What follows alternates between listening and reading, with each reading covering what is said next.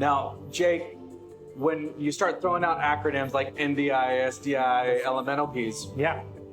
it makes you sound like you're a guy who's spending most of his time in front of a computer with blue glasses, but I know your background Yes. is in rock and roll. It is. So, it started with the whole, the music world. So about 15 years ago, picking up some drumsticks, right?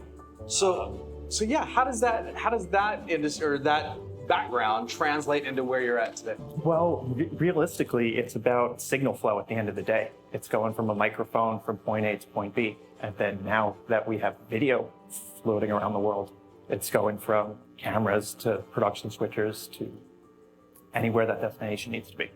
Speaking of around the world, Mike, broadcast news, telling stories, that's your foundation. Yeah.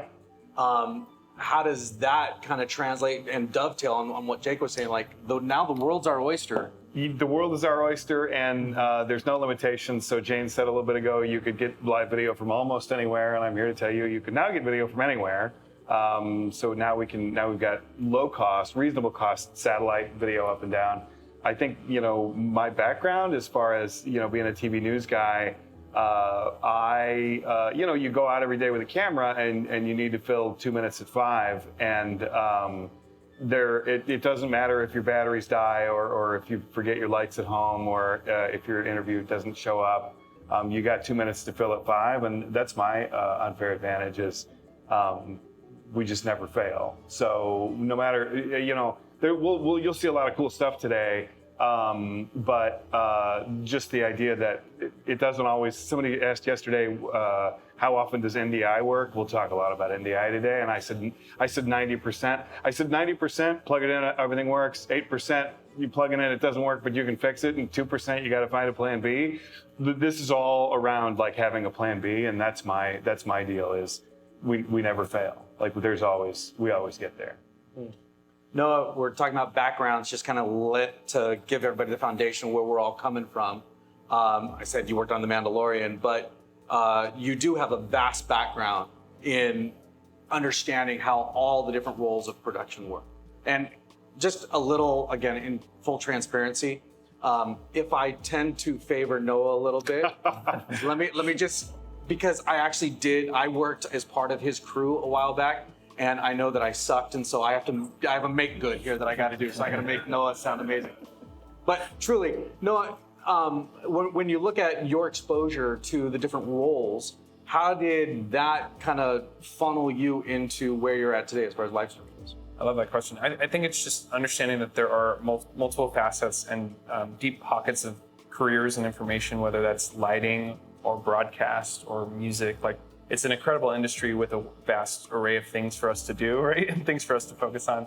And I think one of the things that I was drawn to is just focusing on the big picture and looking at the system as a whole, trying to break it down into its building blocks and then how to basically apply those building blocks to smaller productions, right? So that's kind of what I get out of what I've done. And yeah, it's cool to have big name projects or what have you, but I mean, we can probably go around the room and have people talk about some cool experiences and cool things they've done too. So. But yeah, excited to be here, and this is going to be a fun panel. Awesome. And then finally, Jake, I know that, and Noah put it perfectly, we all fill a lot of different roles, and there's a lot of different opportunities. And your day-to-day is exactly that, working both at a university and then doing all your own projects as well. So tell me a little bit about kind of that, what was your foundational background, and then, like I asked Noah, how does that wide background lead into live streaming today? Yeah, so as far as background goes, I came from a similar world over there in the television and film world, and started going up through the ranks. Started off as an intern, then a PA, then a lead PA, and then moved up from there. And I think and I think a lot of guys on here can attest that as you go through your journey, you really find out what really sticks for you, what you're passionate about, what you're good at, and what you want to keep learning and doing. And for me, and it sounds like with a lot of folks on this panel, that for me, that was live streaming. So, getting in at it at the very beginning, like I said, when you need an entire room full of equipment to do just the simplest thing. Looking at that situation and then seeing where it could go and where it's at right now and where it's still going to continue to go, I think is what really keeps me going. And I think a lot of people can attest to that as well. And I think that really launches off to where all of our discussions today are going to be, which is live streaming, where it's at, and more importantly, where are we headed. And that's what I love with the four of you guys is you guys are not only visionaries in seeing where can we go, but also very great leaders in that let's all go together and let's lead, as a team, let's lead the way into what live streaming may be. And when we say live streaming, it's crazy because I know when I'm walking down the hallway at my house, I've got my 14-year-old live streaming his Fortnite game. I've got my 19-year-old, doing his whatever it is he's doing, doing his different social media things and doing his live streaming. I'm, tuning into my different apps and I'm seeing that Premier League football is being live streamed on Peacock, owned by Universal. And I'm going, wait, are we overusing this term live streaming or is this all live streaming? Where is this trend? And I'm just going to open it up to the panel. What is live streaming and kind of, is it all the above or one of the above? What is live? So when we look at live streaming over the last 2 years, which is why you're all here, is because a lot of us did live streaming or whatever that means before that, but you're all here because of the last 2 years. Everything got canceled because of COVID, and we would draw 50 people. We're supposed to have 50 people for this event today, and there's roughly 50 of you out there. We would draw 50 people to an event like this. So we do events that are bigger than this, so we do 500 to 1,000 people or whatever, but that's how many we draw. And then COVID happened, and then after a month or two, we all kind of recovered, and we found this new world, and we started live streaming. And the goal was, well, the 500 people who couldn't come to the event, we'll get them all to watch live stream. And we found that 1,000 people would watch the live stream, or 2,000 people. And then, and so that was like, well, boy, this is interesting, because if you don't have to leave the house, like more people will go. And so then we started to go back, then the real world started to open back up. So we started doing the real world again. Well, we'd get the 500 in person or whatever the old number was, we'd get in person. But if you could add 50 to the live stream audience, that'd be 10%. If you charge them the same amount of money to attend the event, you've just raised, now you were $1 million organization. Now you're a $1.1 million organization. This is for all my clients. Well, some of these events we're seeing 500 in person, 500 online. Some of these organizations charge double. So you can go to a conference. You can watch the whole thing. It costs you $300. You get to stay 3 days. You go to all the events, you have lunch and everything. But you only get to go to one set of breakout sessions. But for another $300 or $500, you can watch them all online later. So we're doing these these conferences where we do a general session in three breakout rooms for 3 days, and we produce in 3 days. I mean, like 100 hours of content like that with one person in each room and PTZ cameras and all this stuff. And so like that's where live streaming has come into play for me over the last couple of years.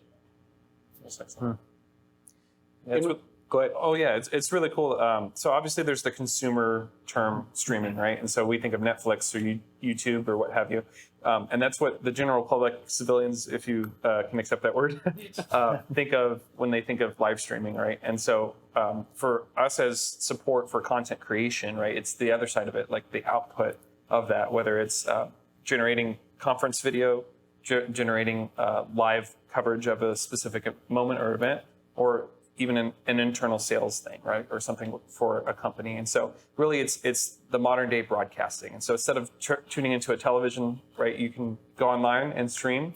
And so that's the new medium or the new platform of that communication. And everyone's a broadcaster now. To your point, it used to be, you only had like 3 or 4 big networks where you would catch your news, you would catch your sports, you'd do all of that information. Now it seems like everyone, pretty much anyone who has a phone at this point, can be a broadcaster, create their own show. So it's really fantastic to see. So going all the way back to TV news, people used to woo TV news. Oh, come out and cover our event. Oh, come out and cover our event. And now you don't need the news anymore. Number one, because nobody watches the news. And number two, because you can have your own show. You have your own personal and news. You don't have to hire me or him.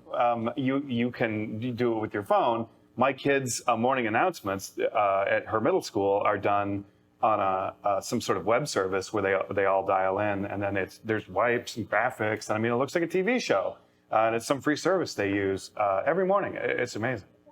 Wow.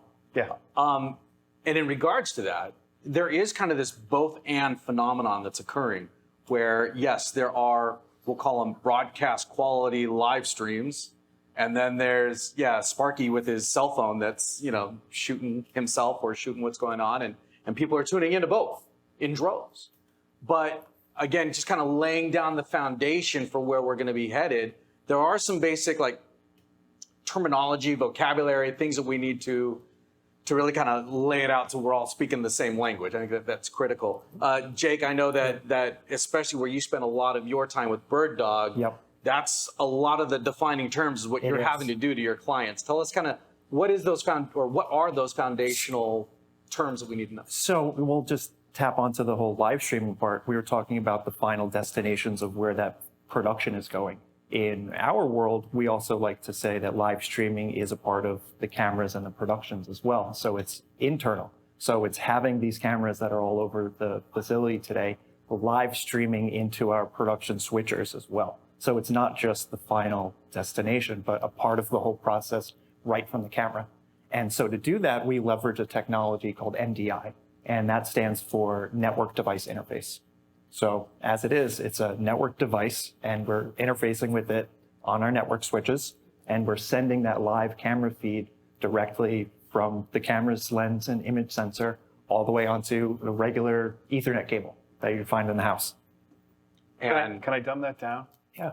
You can thumb wrestle with Mike. It's been a long 2 years. Okay, Yes. So you remember recording something. Some of you have done this in the past. You remember on your camera, SDI into something, and then an encoder box, and then into the computer, and you were like, geez, it's ones and zeros in the camera, and it's ones and zeros in the computer, and I'm like making a composite image. Like, this doesn't make any sense. NDI. You plug an Ethernet cable into the camera, you plug an Ethernet cable into the computer, it's ones and zeros the whole way. Yep. And now router, if you for those in the router crowd, now you don't really need a router anymore because kind of everything is everywhere.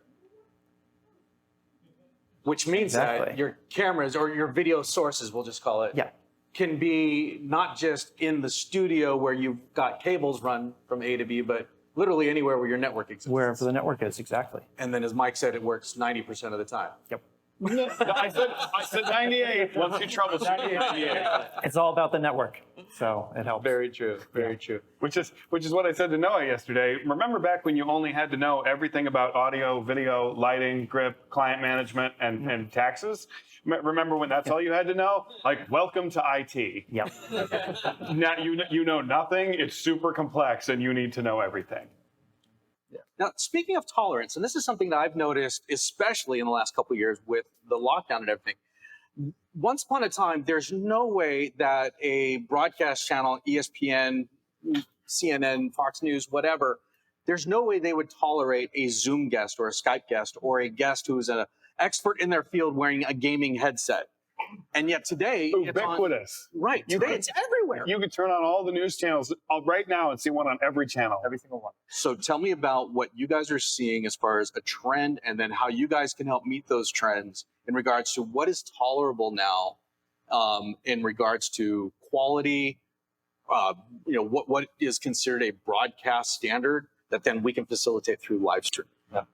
There's one thing that you can't skip on, regardless of like all the conversations that we talked about with latency and quality and all of that. There's one thing that you can never ever skimp on, and that's audio quality. You can have someone come in via Skype, via Zoom, whatever platform, and you can have situations where maybe the lighting isn't that great, maybe the background is a little distracting, maybe their hair is a little messy. It could be something like that. But one thing you cannot skimp on is audio. Even if you're bringing in live remote guests, you got to make sure that audio is perfect. Yeah, for me, I like to relate it to fast food and a restaurant, right? So if you think now you're singing my song. If you think 100 years ago plus, right, we didn't have these large McDonald's chains, what have you. So food was, cooked by a person. It wasn't this, recipe for perfection, right, that's been developed and formed up today. And yes, there's a place for fast food. Yes, unfortunately, I still eat fast food. And that's something that we're going to see a lot of, and it's going to be, more common essentially, right? Video live streaming used to be in the hands of a few, and now it's in the race, in the hands of many, and so that has advantages and disadvantages too. It seems simpler and easier because there's more of it, but there's still something about going to a fine restaurant, getting a fine steak, getting something that you like that's premium, that's made by somebody who's an artist of that. So I think the same with streaming. It's true. We did a series of live streams for a large government agency locally here recently, a series of them over a series of months, and we had a teleprompter.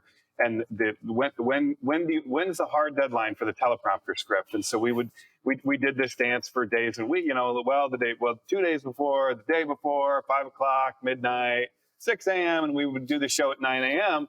And at 8:30 they wanted to know what the hard deadline was, and I said, listen, if you give it to us at 8:58, we'll jam it in the teleprompter and run it raw.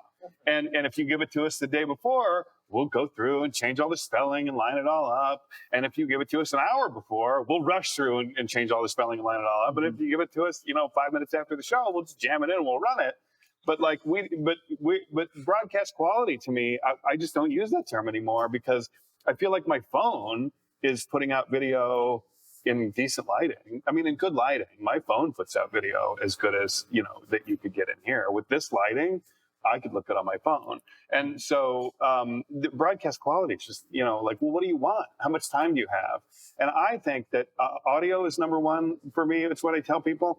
And I think, and this is unpopular opinions of Mike Watson, that you can buy $5 microphones on Amazon. And you can buy $100 microphones on Amazon, but you can buy a $5 clip-on lav that will plug into a 3.5 millimeter 1/8" mini. And they sound fine for live streaming. If you can get your laptop off your desk so that you don't look like this, if you can get your camera to eye level, if you can face a window instead of having a window behind you, if you can do those three things, 2 of which are free and 1 of which costs $5, you could be on any news program in the nation and look better than anyone other than the anchor. Sure. But Jake is saying, don't be so quick to go to the $5. Right. Exactly. Maybe let's get a couple. I disclaimed it as the unpopular opinions of Mike Watson. So, speaking of which, Jake, I know you and I were talking offline a little bit that I love some of the crazy cool toys that you have that are things that most people are not even aware exist, that really make life easy, but come at a price. Yep. So what are a couple of those kind of spotlighted toys? And then how do they help us take our productions to that next level beyond the $5 option? Sure. Just a little bit of brief history. Before I joined Team Bird Dog, I was working at a rental house for film and TV video production equipment over in Manhattan. So clearly COVID rocked our world over there too. We lost all of our clients because productions weren't happening, right? No one was renting lenses and cameras and gear, right? So we had to pivot into the whole live stream world. And what did that mean? That meant we had to ship off some cameras and lenses and microphones to the talent, right? It's a tough thing to get a lens attached to a camera and make sure the memory card's in there and recording, and you have your HDMI cable plugged into your capture card or whatever it is, right? So I found this company called Bird Dog down in Australia. I said, what are these guys doing down there, right? What's a PTZ camera? I already had some cinema cameras, so I got a couple of those in the office, and I said, well, let's put them up on some good high quality screens and see, can we use this in a production? Not only could we use it in a production, we could use that remotely. So instead of having to send those cameras, lights, lenses, and everything that we needed to on like a typical set, which would be, maybe 10, 15 Pelican cases, we were able to slim that down to maybe 2 or 3 and be able to send the camera on a tripod over to the talent's home, office, wherever they felt comfortable. And with the help of, their family and friends and everyone who felt comfortable in their, we all had a bubble, right? To come over and kind of help produce these productions that we were doing. So everything from the PTZ cameras helped us because we got that onto the network. Our converters helped us because, hey, sometimes we were working with cinematographers or people that already had a camera that they liked. but we still needed to remotely get that video signal somehow. So we turned it into NDI and shipped that across the internet over cloud. So there's a lot of these little tools that kind of, get the gears turning once you realize how to, what buttons you need to press, right? So there's a lot of new education that needs to come out with the new gear and technology that, us manufacturers are making. Wow. Like I said, really cool toys. Cool toys. And, I mean, it's just the tip of the iceberg. I mean, like, Mike, I know that your days in a control room with a bunch of lit up green, white, red buttons all over the place. A half dozen people. Long gone. Now you've got a laptop.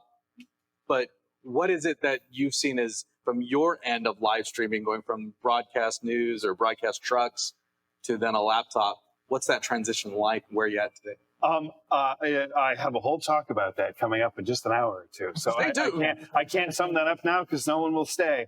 But it's just great. It's so cool. There's just the stuff that I say all the time that that the equipment that we bring to a gig would have cost $1 million 5-10 years ago, and now, I'm going to talk about how I bring it all down to my laptop, and then I'm going to tell you about how I built the whole truck. But you can do the same thing on the laptop. You can do it in the truck, and it's just amazing that you can do it in the laptop I got from Costco. It's just amazing that you can do that on a consumer grade device. And we're going to be launching into some questions from not just our in-studio audience, but also our remote audience as well. We're going to have a QR code that you can easily scan and then punch in your questions. And we're going to have questions that you guys can ask of our panel. And the reason why I asked those questions preceding these questions is because, and Noah, we see a bunch of your gear behind us, is I think as we keep driving home, that there are career fields for anyone in this era. This is an era like we've never seen before when it comes to communication. Never mind live streaming, broadcast, film, cinematography, whatever you want to call it. In communication, we've never seen anything like this. And all of us old guys in the room can attest, going, wow, it's almost scary, Jake. We got to learn even more. I thought I stopped learning like 3, 5, 10, 12. Yeah. No, the learning never, ever stops. Never stops. Because we are just continually facilitated with new platforms and new methods and then new tools for those methods. But it's cool and it drives itself. For me, it drives itself. So yesterday, Jake's showing. So I'm on Team NDI camera, right? Yesterday, actually, then I'd be a couple months ago. Jake is showing me, but more importantly, yesterday, pulling up cameras from Jake's home office, from Jake's office in Australia. NDI cameras on the network. Ready one, take one. Australia comes up. Ready two, take two. Jake's bedroom comes up. Ready three, take three. The tree comes up. The tree cam. Ready 4, take 4. We're in the studio, and then I'm going to show you about sort of dialing in from your cell phone. I feel like there's some stuff over the years that I've had to force myself to learn. I've been trying to learn the After Effects most of my career, and like it's like at the top of my list is learn more about After Effects, and I never get there. And this stuff I feel like drives itself because as soon as you go, oh, they have PTZ cameras and you control them with this little joystick, and then they go, you can trigger 3 at a time. You can trigger three to move at the same. And you go, really? How? And I find that this part of my journey spurs me to learn it on its own. So cool. And part of that journey is learning how to incorporate all these different technologies, all these different methodologies into all the different fields that we end up working in. One of which is corporate video. We haven't really touched a whole lot on that yet, and yet we all know, yep, that's what we do. You meet any cinematographer, any broadcaster, like, do you do corporate video? Yep, that's what I do. And we briefly touched on this, and Greg asked on our online questions, he says, how does this whole NDI live stream, this whole world that we're discussing, how does this apply to corporate folks or subject experts who appear as live guests on network TV? Ooh. We kind of briefly touched on that, but we are talking about experts in their field. So there is a professionalism that they need to portray. And yet there's also the accessibility that they're likely delivering from their home office. So they're going to have to need some sort of a setup. from the hub end, whether it's from a laptop or from a control room, you have all these different variables. So all that to say, how does live streaming play into kind of that corporate world and that communication? It connects offices together. So many of my clients have multi-site offices, right? So they'll have 17 or 20 offices around the world.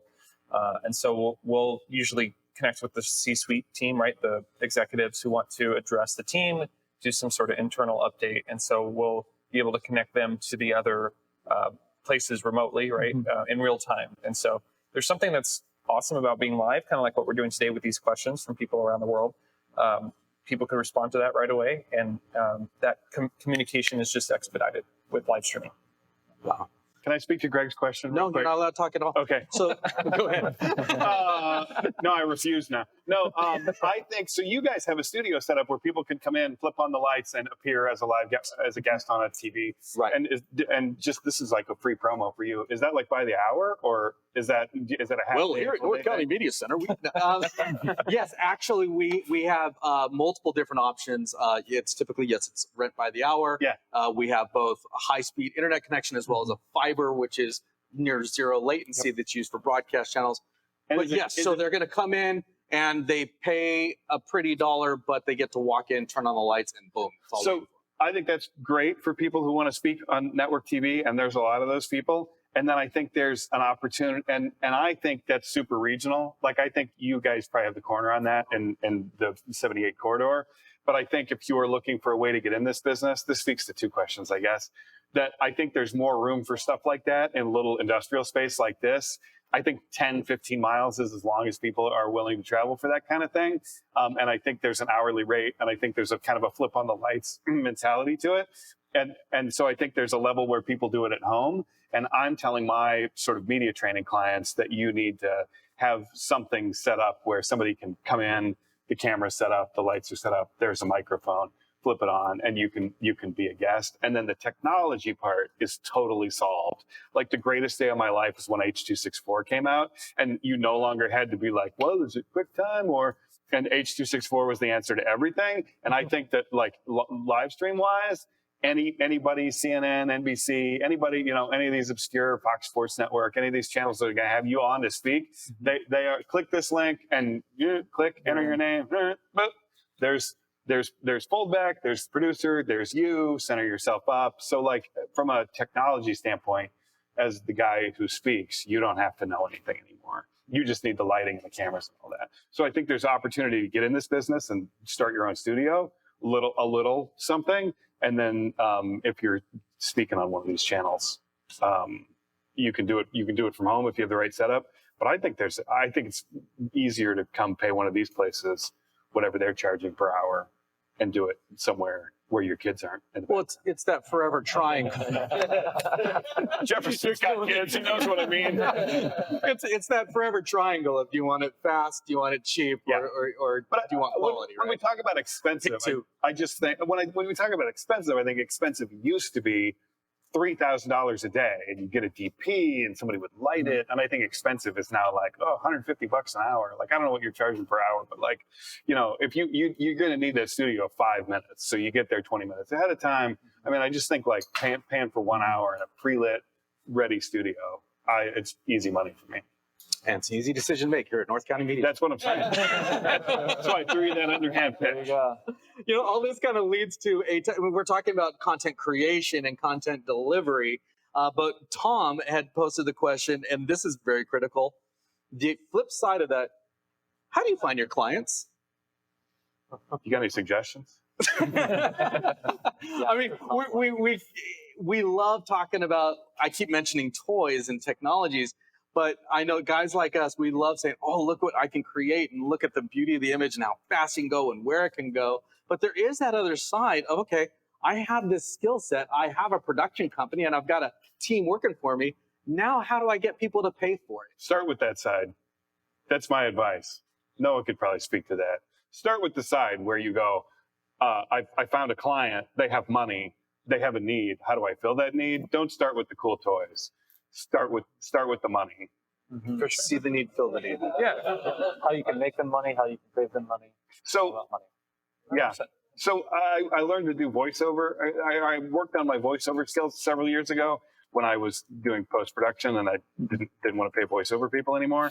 And I was at a voiceover workshop, and we were all kind of honing our skills together. And one guy said, "Oh, I got a gig doing there's a lot of telephone recording, and doing a telephone recording gig for some small business. Oh, what's it pay? $100.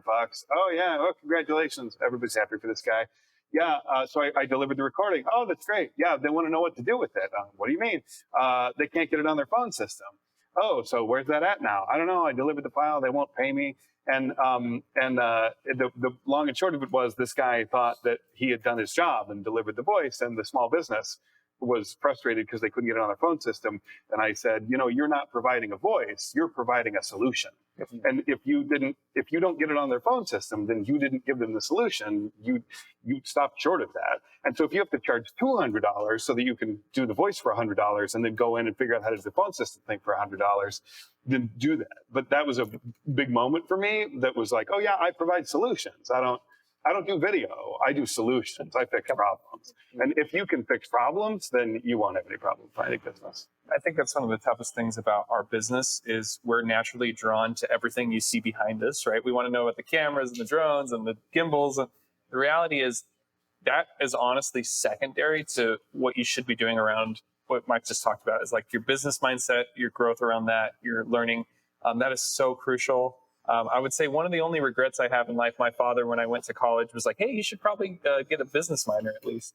I was like, I'll be fine. Don't worry about it. And now, obviously, 10, 12 years later, it's like, yeah, I probably should do it. Major in business. Major in business.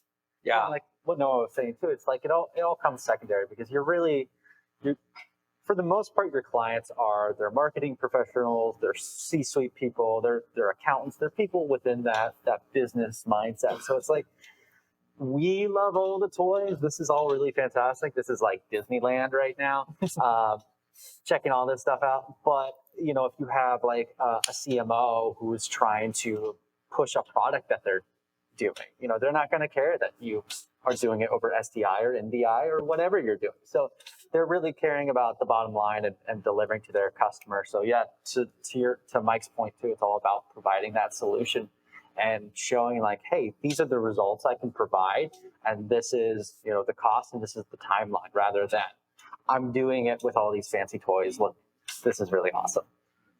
This all kind of picks up on Robin's question online, and she says, first of all, she says, great info. So yay, pat on the back for everybody. Not so much the toys or how to run a switcher or how to run faders, but what are the skills that professionals should be working on to get ready for what's next in live streaming? I think we talked a little bit about it, like to run your own business, you're going to need to know how to run a business. Mike, early on, you said you got to learn audio, video, lighting, taxes, yada, yada. But what are those fundamental skill sets that we as professionals are going to need to learn for the future of our industry?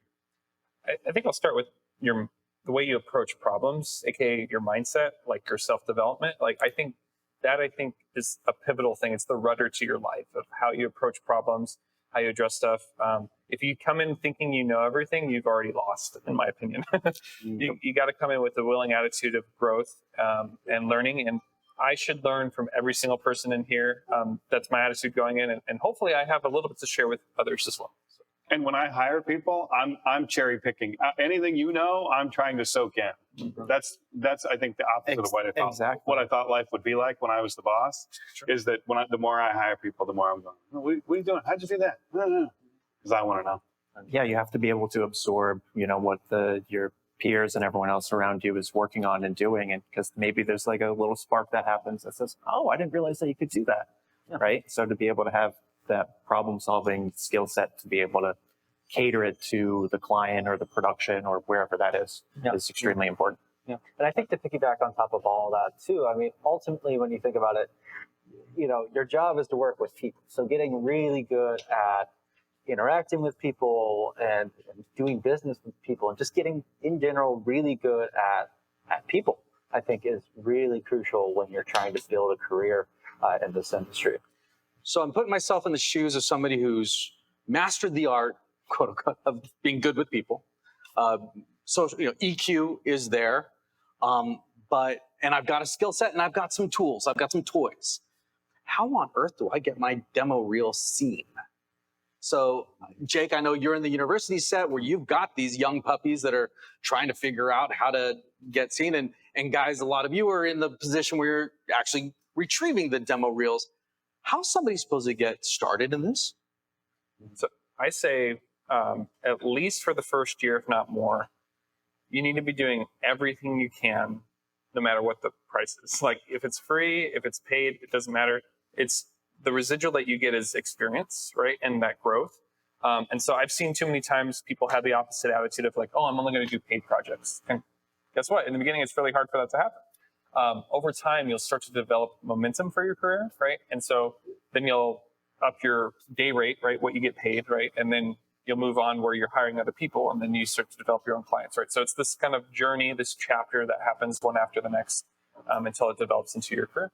I agree with all that. I agree with working for free. I just wanted to append that with when you go work for free, for me, for him, for whoever, and it goes well, and then I call you 2 weeks later and I go, hey, will you come work for free for me again? That you either want, which is you might want to do that still, and I go, what do and you go, what would I be doing? And I go, remember last time you were stacking chairs, you'll be stacking chairs again. You want to go, well, I stacked chairs last time, maybe I could float around. Maybe I could, what else do you have? And if they go, we got nothing, we really got chair stacking, then you go, oh, I'm busy that day. But I might not be busy that day for, $180 a day. All I would say is I agree that everything I have came from working for free, but you want to level up every time. And if you're good, it shouldn't be. And then I wanted to say my piece on demo reels is that I've been out on my own for 13 years. I don't think I've ever been hired based on my demo reel. I'm glad to see you nod when you say that, because sometimes I feel like I'm the only one. I feel like I've never been hired on my demo. Like nobody. The other day, something about cameras came up. What kind of camera? And I just thought, I was thinking on the way here this morning. In 13 years, nobody's ever asked me what kind of camera I use. In 13 years, nobody's ever said, we'd like to hire you, but can we see your demo reel first? It's a handshake business. Yeah, I do a lot of, we'll take care of that. No problem. How are we going to get it to San Francisco? The team there needs to, don't worry about it. I'll take care of it. But then we need to talk back with a Q&A, and don't worry, I'll take care of it. And by the time you get to, and then you come back and you present a plan for all that, they rarely want to see a demo reel. And most of the people that hire me, I sort of know through channels. So it's kind of like, I remember when everything on the first line of everything was, where did you get your degree and what was your GPA? Isn't that so funny? And my entire 28-year career, no one has cared what grades I got in Dr. Rivers classes. Well, it's funny, the second half of my, maybe the first 2 years, I had my degree on my resume. And after about 2 years, I took it off. Literally, it was less about the education where I came from and more about who I worked with and what the experiences were with those people. They're like, hey, did you work with so-and-so? Oh, I'm going to call that person. Hey, how was Noah on set? What was his attitude? What was his mindset? Joe wants to know, when running a hybrid event, we haven't really touched a whole lot on a hybrid. That's kind of tricky with live streaming. Sweet. Live event, everybody in there. Sweet. Now we're doing both simultaneously, or some sort of, when running a hybrid event with remote guests in conversation with a person on stage, kind of goes to the iMag thing, Mike, that you were talking about, and the show is played in the room and out. How do you handle audio and video routing to get synced audio and no echo? So we've got latency, we've got sound echo, we've got feedback, we've got dialogue. That's a question from Joe Castano, who already knows the answer. He's a ringer. So I'm going to talk about vMix later and audio buses. And all you have to know in this business is everything about audio, video, networking, business taxes. So I got to learn about, I'd never been an audio guy. I mean, I knew enough about audio to plug the microphone in the camera, but I became an audio guy the last couple of years. So it's all about audio buses. So in vMix, which Joe is an expert at, what we call mix minus. So listening to everything except yourself. So any latency that you have, you don't hear echo in your ear. vMix does mix minus automatically, so you only have to worry about mix minus for the room. So it's the same thing they're doing here, where there's different buses. There's one bus that's going out to the live stream that's got us and the music and whatever else. The applause track. And then there's a different, the laugh track. They piped one in there. And then there's a different feed that comes into the room, and often we have and so if we had a live call-in at a hybrid event, and we had one presenter here and one presenter at home, then we would need to feed the presenter at home here, but not back to them, and then feed the presenter here to the presenter at home, plus have some sort of something for the audience to talk to the presenter at home. And then the worst part of hybrid events is that you're always in a room this size and nobody ever wants to use the microphone. And so they just go, no, I'm good. I'll just shout my question from the back. And you just have to go, listen, nobody at home can hear you. And you have to be really militant about that. Hybrid is almost a dirty word. It complicates a lot of things. It makes it really a lot more challenging. And really, it's how we earn a living, a lot of us, because we've gotten a system for that. The key word I like to focus on, IFB, interruptible fullback, right? It's an earpiece that you have your talent wear. So if we're in a presentation right now, an ideal situation would be basically everybody on stage to be wearing an earpiece, right? And the remote guest would be in our ear so we can hear what they said. For the audience in front of us here, we have speakers that the remote guest could still come through that PA, but we just don't want to have our microphones pick up speaker, because that could create that feedback loop, right? We're talking about that. Mix minus is another key term for audio that we need to know, right? It's essentially, like Mike just said, every other input except for my own microphone would go through that, right? So that if I was listening, I wouldn't hear myself.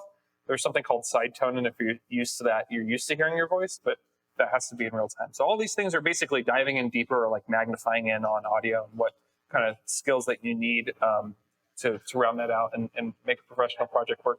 And with an IFB, then you don't get hosts saying, how much time do we have? I was just going to say that the I in IFB is interruptible, and the interruption is that Jefferson would be wearing a different channel than we would be wearing. Sure. So then they would say to Jefferson, when I was talking, there were 3 minutes left. And you could also talk to your guest at home, and the only things you ever say are, remember that light we practiced with yesterday? Could you turn that back on? Remember that microphone remember we talked about this for 20 minutes yesterday? Could we do all that stuff? And then we would all be on a different channel, so that when Jefferson was talking, the producer would go, hey, tighten it up a little bit. Let Jake from Bird Dog talk a little more. We're going to jam gears, and this is actually for Jake. Gail asked, how do you deal with poor internet connections or slow speeds?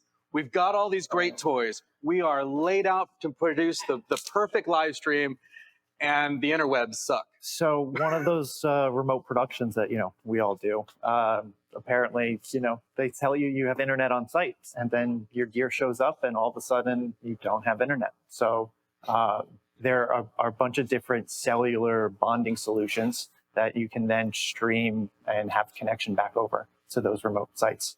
So there are a few guys like Mr. Net and PepWave and a couple of other manufacturers that take, regular SIM cards, bond all those signals together, so that way you have a more reliable connection up through 5G, LTE, whatever it is. So that way you can also use that solution in addition to potentially, no internet. There's essentially two solutions. The one Jake just outlined, and then there's also satellite. So there's a satellite that Mike uses, and then the satellite I just bought, which is a Starlink. But yeah, essentially bonded, cellular, or satellite. You want to talk about yours? I sure can. We use terrestrial microwave. It's not technically a satellite because the satellite flies around the Earth. But I was going to say, in San Diego, what you do is you go to sdliveTruck.com and you hire us to take care of it. The thing I wanted to tie in was that Noah and I make a lot of money to solve unsolvable problems. And so when you talk about like how do you get clients, like wouldn't it be nice if you could like set up three cameras and you'd be like, oh, the internet, like gigabit, and like there were lights and everybody showed up at the rehearsal and it was great. Like that would be fun. And we get hired separately to solve unsolvable problems. So unsolvable problems are there's no power, there's no internet, there's no rehearsal day, we don't have access to the venue until the day of, you only have 20 minutes to set up. I mean, all this absurd stuff. That's where the money is solving unsolvable problems. like to like push towards the ideal. Like ideally, we'll have a rehearsal. Ideally, you'll have that mic close to your mouth. The teleprompter script will be ready a day in advance. Yeah, you know. But it never is. Yeah, the reality is. Right. Where we make a living. I mean, we've showed up to events and not known who was going to speak. Like, we typed in lower thirds as the event was going. Sure. And I heard it come from the audience too. They said, how much? Because one of probably the primary unsolvable problem, or solvable problem, if you will, is getting that bottom line to a reasonable or affordable number. What do you guys do in those events where there is some sort of giant mountain? Internet is terrible, power is terrible, pre-production is terrible, whatever it may be, and yet still you got to keep that bottom line affordable. Are there secret sauces? Are there different ways to reimagine things that you guys tend to fall back on to keep costs down? I would start with. Go ahead, no. You're like, you're picking my pocket now, Jefferson. Stop it. So I would start with your premise around how you approach your client and the budget, right? So if that can get solved first, like you preempt the issue where you have limited budget, limited resources, and limited time to execute, right? So taking a step back, if you think of your client, right, ultimately you're providing a value to them, right? They're seeing value in your video service and your streaming service, whatever you're providing to them. So if you're able to show that value to them, they're willing to pay more for that service, right? So redundancy, having stuff in place, right? Those are all things that I think are the root of the question, right? Of like, how do we make something work with little budget? It's like, that's a side effect of what the root is. And the root is that the value hasn't been properly explained, or really the client may not see the value. And that means that's not the client for you, right? And so I have actually developed what I call a minimum level of engagement, right? So it's a minimum fee that I'm willing to take to be a part of a project, right? And so that doesn't necessarily mean I'm not going to do anything that I see other value from, right? So I still do some projects that give me value other than a monetary thing, but I have a minimum level of engagement. It's $2,500 for my company, right? That's basically, if you don't have that budget, I'll consult for you. I don't mind helping out as much as I can, but I am not going to provide my services and my time for anything less than that. So.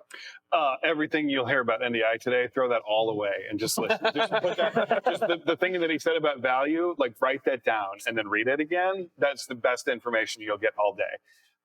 We, in the very beginning, I'll talk about this later, did any kind of video for anybody who showed up at the door. Anything. I mean, children's pageants and weddings and TV commercials. We did anything. And we later developed a little saying after a particularly ugly incident that we do good video for happy people. And so there's only two things: that it has to be decent video and that the people have to be happy with it at the end. And we actually let clients go now who don't fit those two benchmarks. And in the house, we talk about good video for happy people with money. So we don't put that on, because that's the third crucial part of a successful video approach production.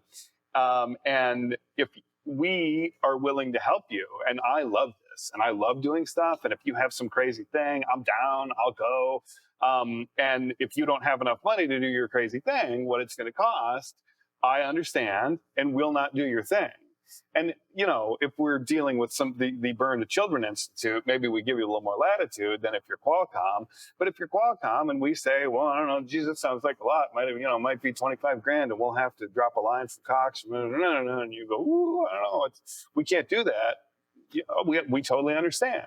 Let's scale back to what you can do. Like, we don't do, well, we need 3 cameras, one on the North Pole and then one here and one here.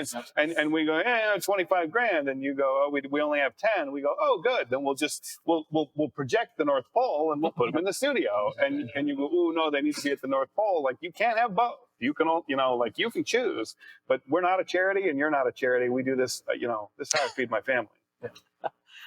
Real quick, and I know we've talked a lot about different toys and technologies and things. Jake, we'll start with you because you're surrounded, as I said, with college students and what they're being exposed to for the future. Jane asked, "What's the next cutting edge tech that we can look forward to?" So what are today's kids learning, Jake? Well, today's kids. Those young whippersnappers. Yeah, I can't even say the word. So I think really what we're seeing a lot of with the college kids and university kids that I'm working with is this weird split. So it's a migration away from specifically with streaming platforms, with like Twitch and YouTube, where a lot of these content creators, people in their early 20s where they're gamers and they're showing themselves on camera, a lot of it, even though it's in their house or in their apartment, it's pretty clean cut. It's pretty professional. What we're seeing now is a shift with live streaming where people are just live streaming anything and everything. And at incredible amounts of time too. So you might see 24-hour TikTok streams of someone sleeping, and it has 20,000 people watching it at that time. We'll talk the degradation of our society later. That's a whole nother conversation. But I mean, I think the point of it is like that cutting edge, bleeding edge. What are the kids doing these days?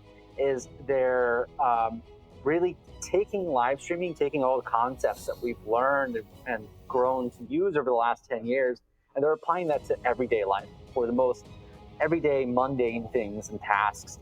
And we'll see.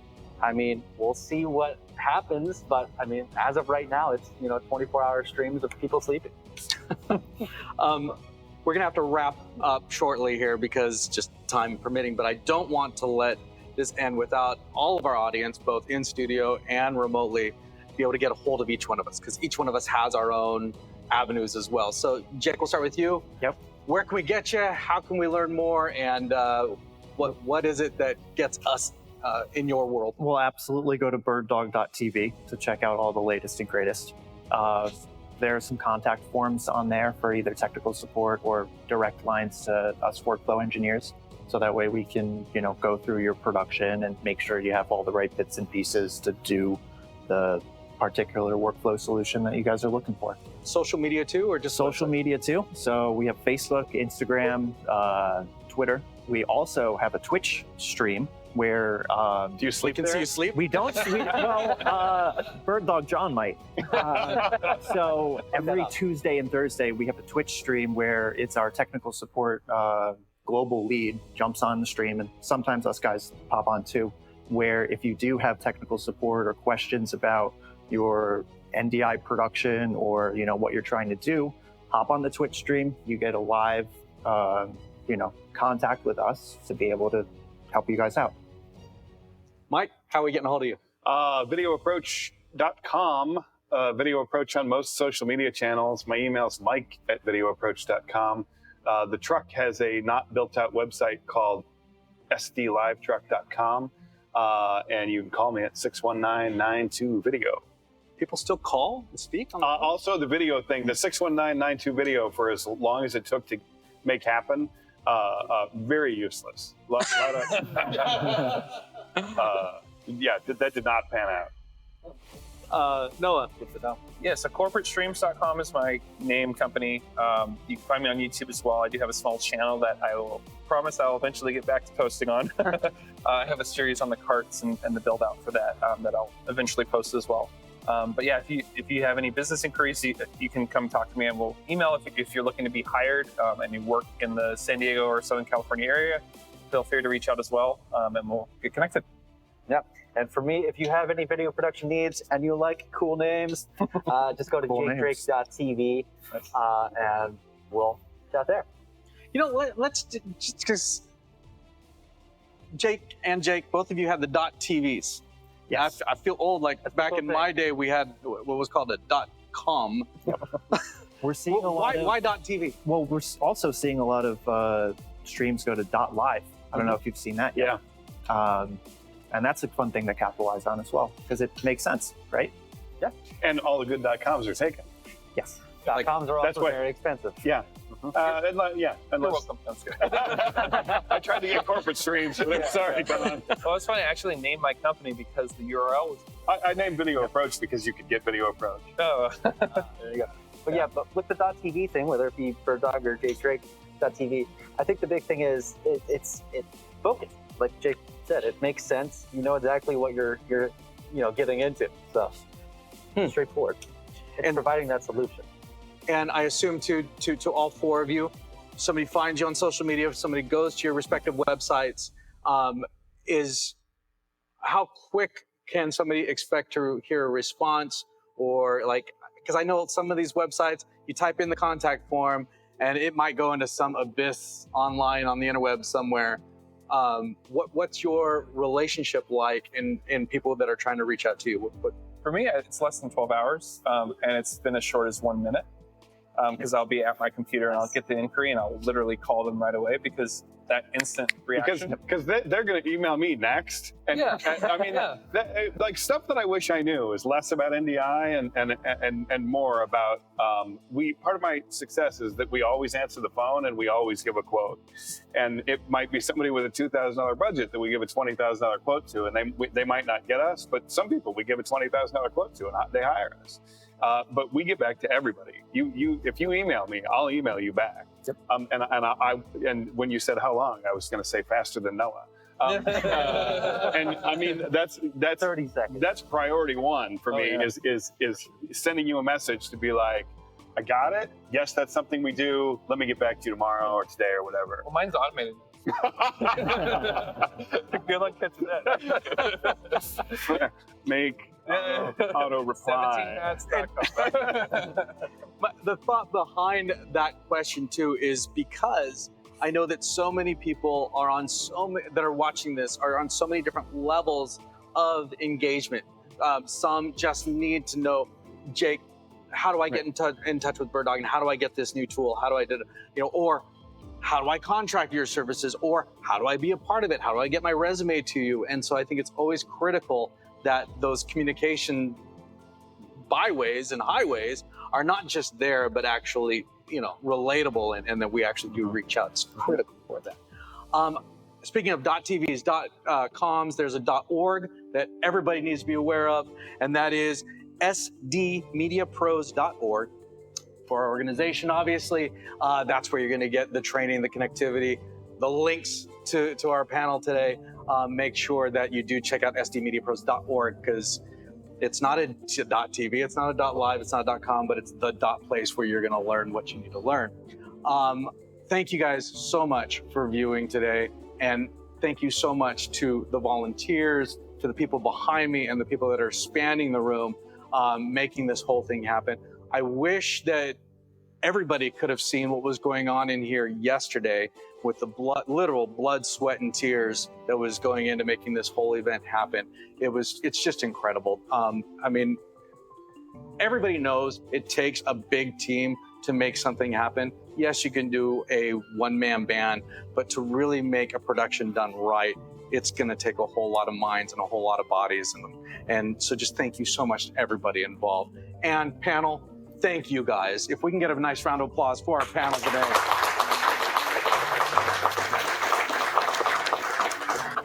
That was not a false track. I mean, when I made a laugh or a joke, I had hoped they'd put in the laugh track, but no, the applause track's real.